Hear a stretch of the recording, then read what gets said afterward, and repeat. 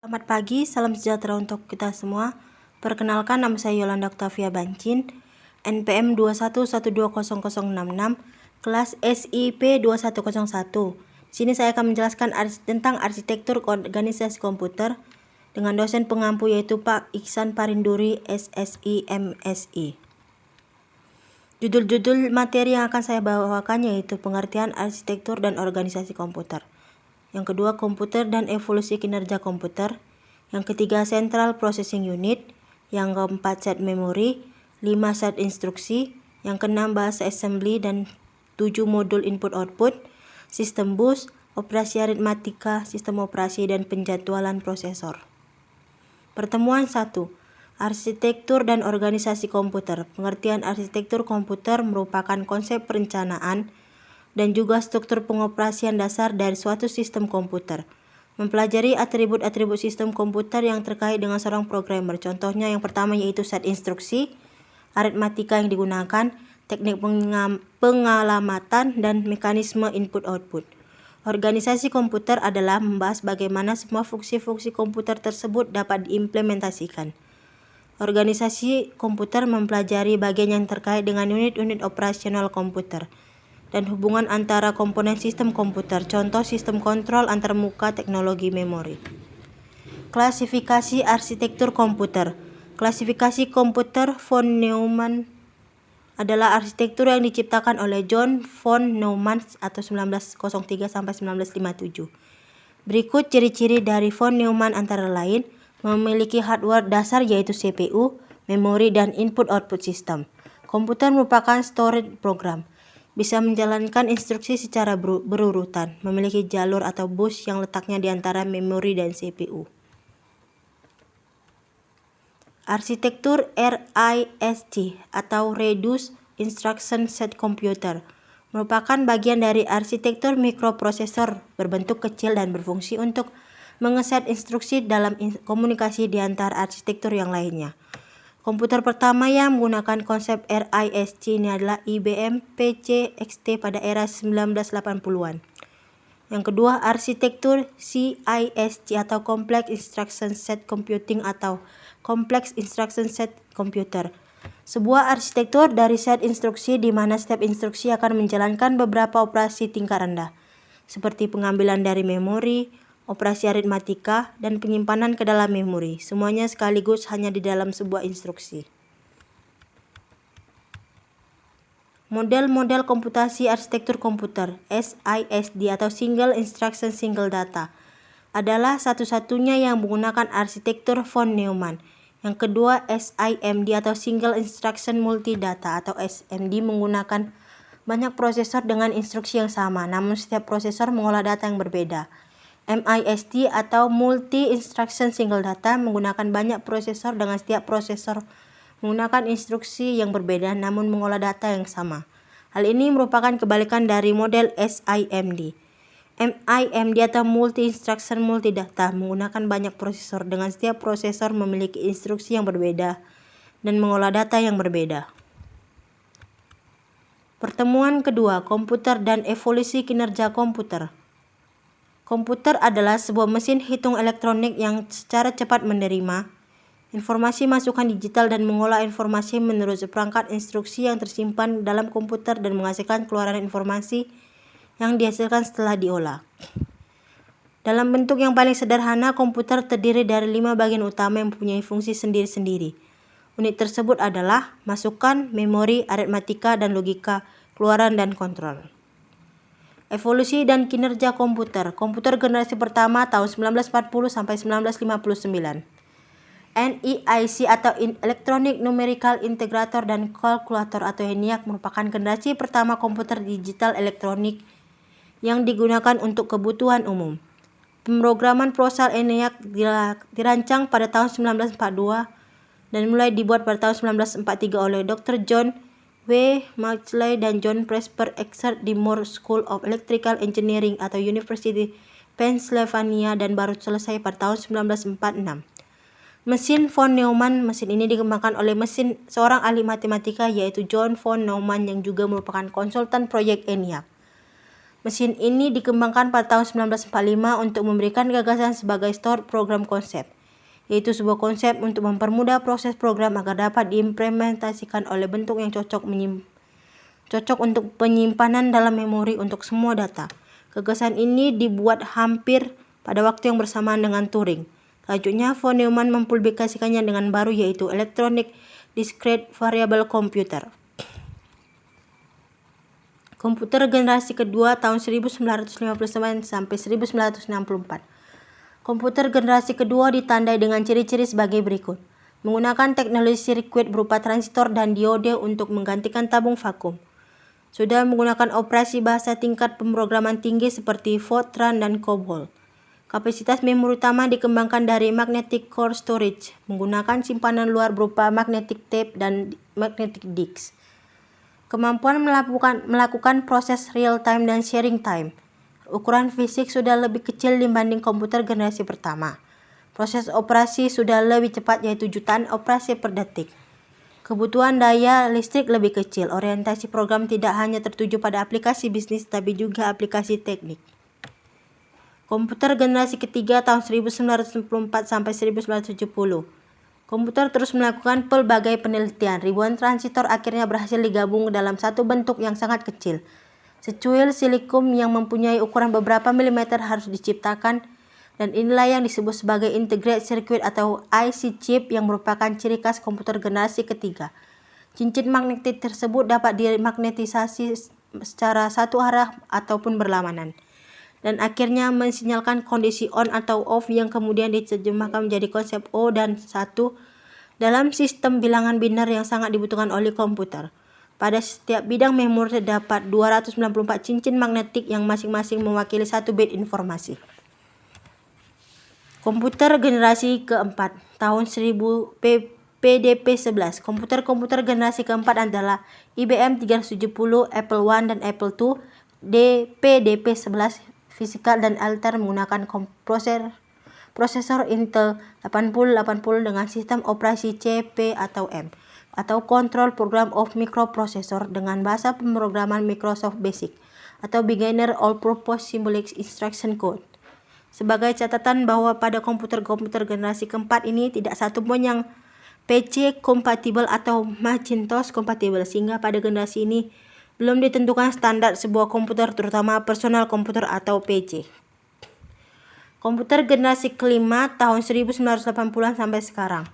Pada akhir tahun 1980-an, IBM memutuskan untuk membangun sebuah komputer personal PC secara massal pada tanggal 17 Agustus 1981 menjadi sebuah standar komputerisasi, dan pada akhirnya hingga saat ini PC ini dikenal dengan nama standar IBM PC. Prosesor yang digunakan adalah 80888 atau 8886 yang menjadi standar komputer saat ini. Menggunakan basic proses 16 bit persatuan waktu. Dengan lahirnya komputer generasi kelima ini, IBM bekerja sama dengan Microsoft untuk mengembangkan software di dalamnya. Hingga saat ini, Microsoft mendominasi kebutuhan software di dunia PC. Pada tahun 2000, Intel memperkenalkan Pentium 4 yang merupakan prosesor terakhir dalam keluarga Intel dengan arsitektur 32 bit. Tahun 2001, Intel mengumumkan prosesor Itanium yang merupakan prosesor dengan basic arsitektur 64 bit. Itanium merupakan prosesor pertama milik Intel dengan instruksi 64 bit dan akan meneruskan satu generasi baru dari sistem operasi dan aplikasi, sementara masih mempertahankan backward compatibility dan software 32 bit. Perlu diketahui bahwa sejak dikeluarkannya prosesor 386, komputer beroperasi pada 32 bit persatuan waktu dalam mengeksekusi informasi hingga Pentium 4. Hingga sekarang, komputer yang digunakan kebanyakan masih yang berbasis 32 bit. Komputer generasi ke-6 atau masa depan. Dengan teknologi komputer yang ada saat ini, agak sulit untuk dapat membayangkan bagaimana komputer masa depan. Dengan teknologi yang ada saat ini, seakan sudah dapat menggenggam dunia dari sisi teknologi. Beberapa ilmuwan komputer meyakini suatu saat tercipta apa yang disebut dengan biochip yang dibuat dari bahan protein sintetis. Robot yang dibuat dengan bahan ini kelak akan menjadi manusia tiruan. Sedangkan teknologi yang sedang dalam tahap penelitian sekarang ini yaitu mikrooptik serta input-output audio yang mungkin digunakan oleh komputer yang akan datang. Ahli-ahli sains komputer sekarang juga sedang mencoba merancang komputer yang tidak memerlukan penulisan dan pembuatan program oleh pengguna. Komputer tanpa program atau programless komputer ini mungkin membentuk ciri utama generasi komputer yang akan datang. Pertemuan ketiga membahas yaitu Central Processing Unit. Pengertian CPU. CPU atau Central Processing Unit merupakan perangkat keras komputer dengan tujuan untuk menerima dan menyelesaikan perintah dan data yang diterima dari perangkat lunak. Komponen CPU dalam suatu CPU terdapat chip yang ditanamkan di dalamnya. Chip tersebut berfungsi dalam proses kalkulasi komputer. Perkembangan teknologi saat ini membuat kualitas CPU terus meningkat. Prosesor yang tertanam di dalam CPU bahkan mencapai 8 prosesor atau octa-core. Agar dapat dijalankan sebagai mestinya, sebuah CPU memiliki komponen-komponen di dalamnya. Komponen CPU diantaranya yaitu unit control, register, arithmetic logic unit. Fungsi CPU yaitu memproses dan mengelola seluruh kalkulasi, perintah dan operasi aritmatika, serta logika dari data yang diambil dari memori. Yang kedua yaitu menjalankan program yang tersimpan dalam memori utama yang dilakukan dengan menerjemahkan setiap instruksi yang diberikan dan dieksekusi sesuai dengan alur perintah. Kontrol dari CPU dilakukan dengan menggunakan instruksi dari software komputer. Yang ketiga yaitu CPU memiliki tugas untuk mengontrol komputer agar ada sinkronisasi kerja antara komponen yang ada di dalamnya. Yang keempat, CPU memiliki fungsi sebagai pusat dari sumber tenaga komputer. Pertemuan keempat, memori. Definisi memori. Memori adalah bagian dari komputer tempat program dan data-data disimpan. Beberapa pakar komputer, terutama dari Inggris, menggunakan istilah store atau storage untuk memori. Meskipun kata storage sering digunakan untuk menunjuk ke penyimpanan disket. Tanpa sebuah memori sebagai tempat untuk mendapatkan informasi guna dibaca dan ditulis oleh prosesor, maka tidak akan ada komputer-komputer digital dengan sistem penyimpanan program. Perbedaan memori internal dan memori eksternal. Memori internal menyimpan data, UEFS dan MSG, tertanam pada komputer atau laptop dan lain-lain. Semua jenis data lebih cepat dan stabil, tetap. Memori eksternal, penyimpanan tambahan, SD, berbentuk kartu terpisah, lebih lambat, terbatas pada data-data tertentu dan bisa terus diekspansi. 4 macam metode akses. Sequential access memory diorganisasi menjadi unit-unit data yang disebut record. Yang kedua, direct access. Sama sequential access terdapat share, read, write atau megachim. Yang keempat, random access. Setiap lokasi memori dipilih secara random dan diakses serta diamati secara langsung. Contohnya adalah memori utama. Yang keempat yaitu associative access, merupakan jenis random access yang memungkinkan perbandingan lokasi bit yang diinginkan untuk pencocokan. Jadi data dicari berdasarkan isinya bukan alamatnya dalam memori. Spesifikasi memori. Tipe memori, cache memory, teknologi semikonduktor RAM, ukuran 126 sampai 512 KB, akses 10 ns. Tipe memori utama, teknologi semikonduktor RAM, ukuran waktu 4 sampai 127 MB, akses 50 ns. Tipe memori disk magnetic, teknologi hard disk, ukuran GB, akses 10 ms 10 MB per detik. Tipe memori disk optik, teknologi CD-ROM, ukuran waktu GB, akses 300 ms atau sama dengan 600 KB per detik. Tipe memori pita magnetik, teknologi tape, ukuran waktu 100 MB dan akses detik menit 10 MB per menit. Pengertian RAM dan ROM. RAM adalah random access memory, adalah dimungkinkannya pembacaan dan penulisan data ke memori secara cepat dan mudah. Aspek lain adalah RAM bersifat volatile, sehingga RAM hanya menyimpan data sementara. Yang kedua, ROM. Read only memory adalah data yang tidak bisa diubah, menimbulkan keuntungan dan juga kerugian. Keuntungannya untuk data yang permanen dan sering digunakan pada sistem operasi maupun sistem perangkat.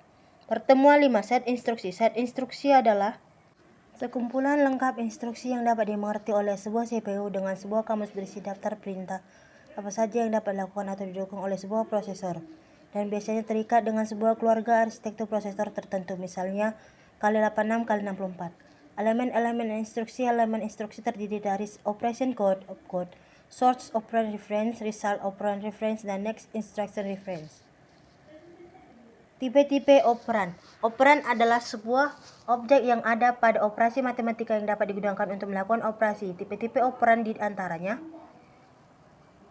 1. Address, 2. Number integer of fixed point, floating point, desimal, karakter ASCII, keempat yaitu logical data atau bila data berbentuk binary dan nol. Jenis-jenis instruksi, data processing, arithmetic, dan logic instruction.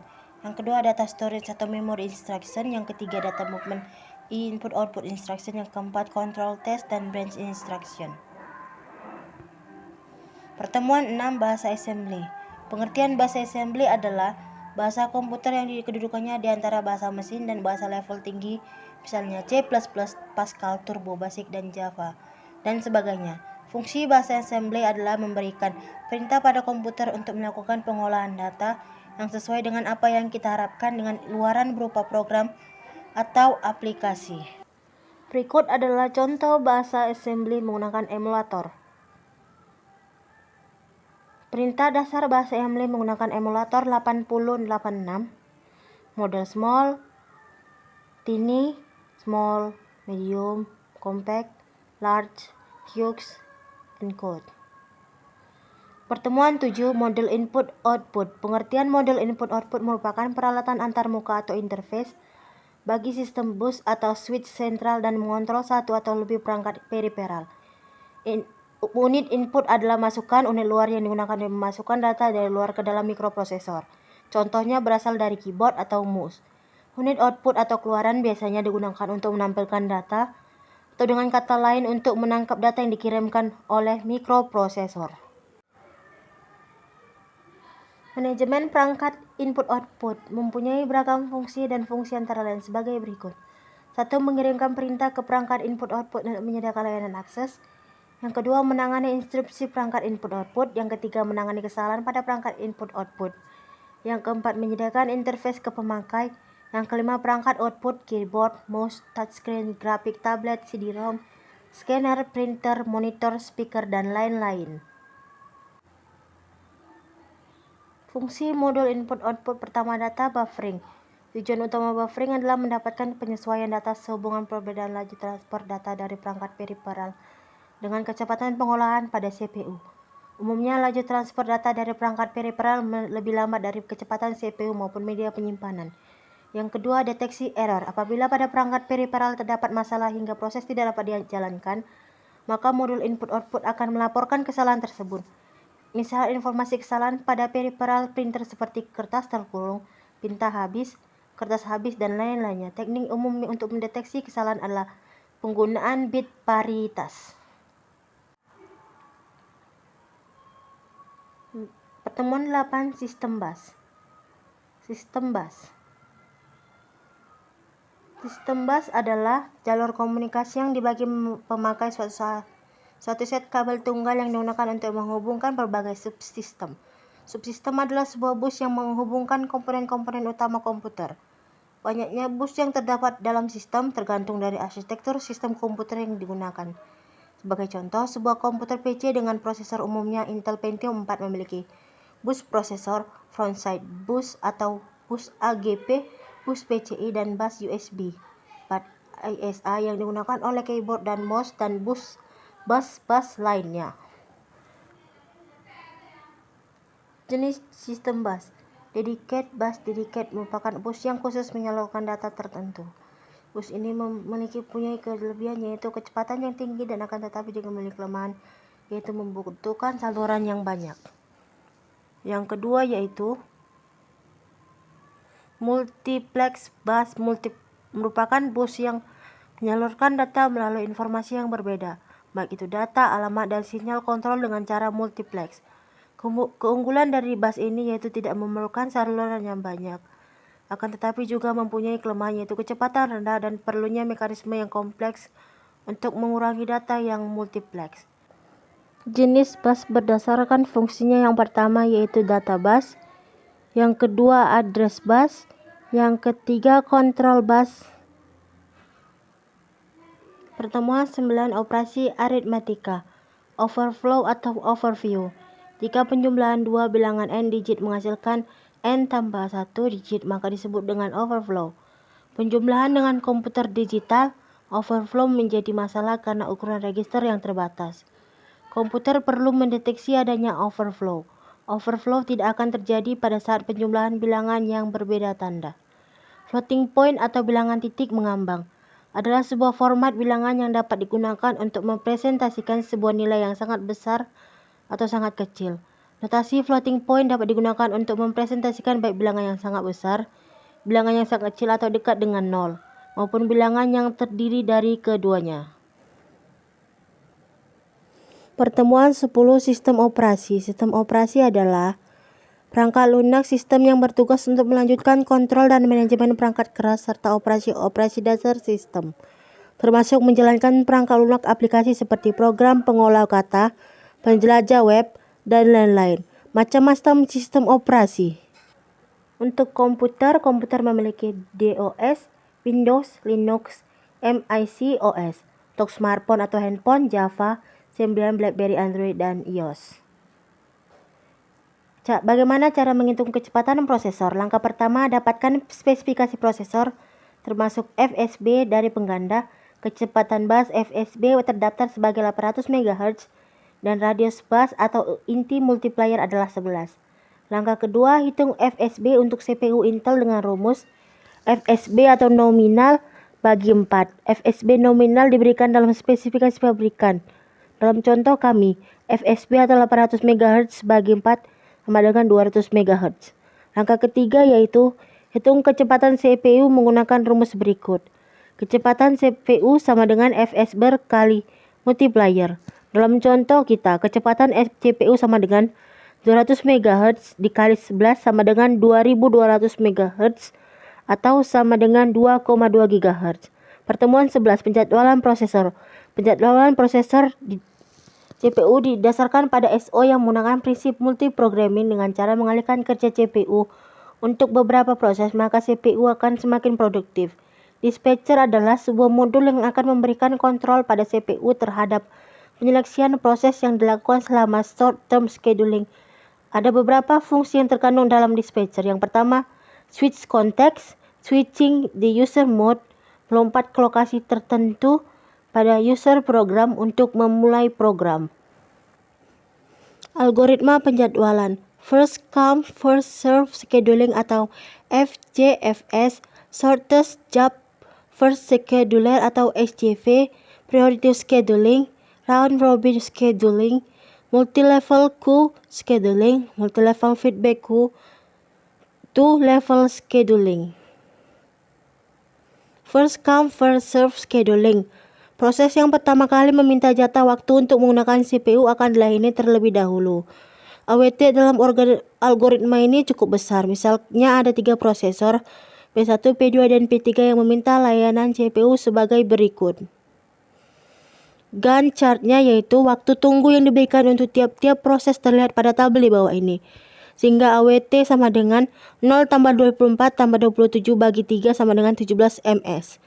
Hal ini akan menjadi sangat berbeda jika urutan kedatangan proses adalah P2, P3, baru P1.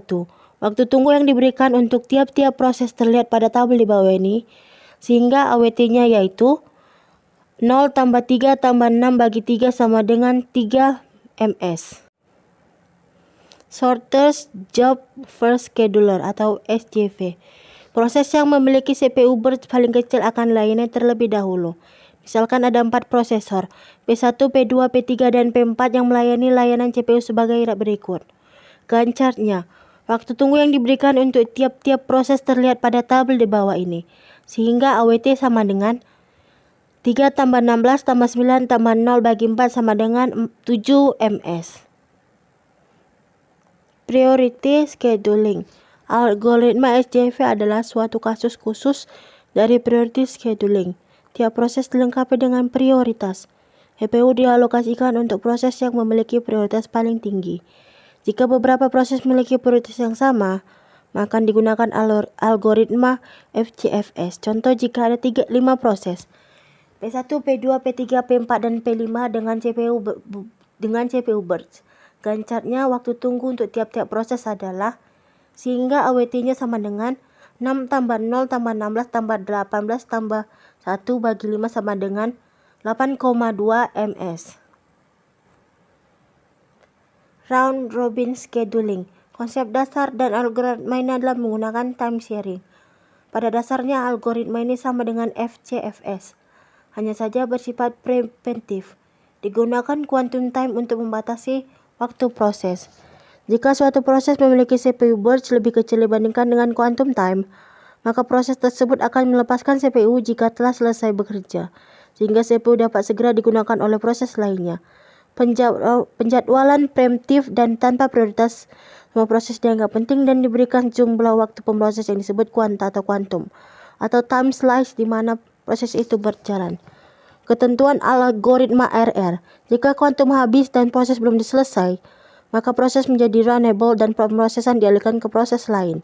Jika kuantum belum habis dan proses menunggu suatu kejadian atau selesainya input-output, maka proses menjadi blocked dan pemrosesan dialihkan ke proses lain. Jika kuantum belum habis tapi proses telah selesai, maka proses diakhiri dan pemroses dialihkan ke proses lainnya. Sebaliknya, jika suatu proses memiliki CPU burst yang lebih besar dibandingkan dengan quantum time, maka proses tersebut akan dihentikan sementara jika sudah mencapai quantum time. Dan selanjutnya, mengantri kembali pada posisi ekor dari ready queue. CPU kemudian menjalankan proses berikutnya. Misalkan ada 3 proses P1, P2, dan P3 meminta layanan CPU. Jika quantum time sebesar 4 ms, maka gancarnya yaitu waktu tunggu tiap prosesnya sehingga AWT sama dengan 6 tambah 4 tambah 7 bagi 3 sama dengan 5,66 ms. Demikianlah hasil presentasi saya tentang rangkuman mata kuliah Arsitektur dan Organisasi Komputer. Saya ucapkan terima kasih.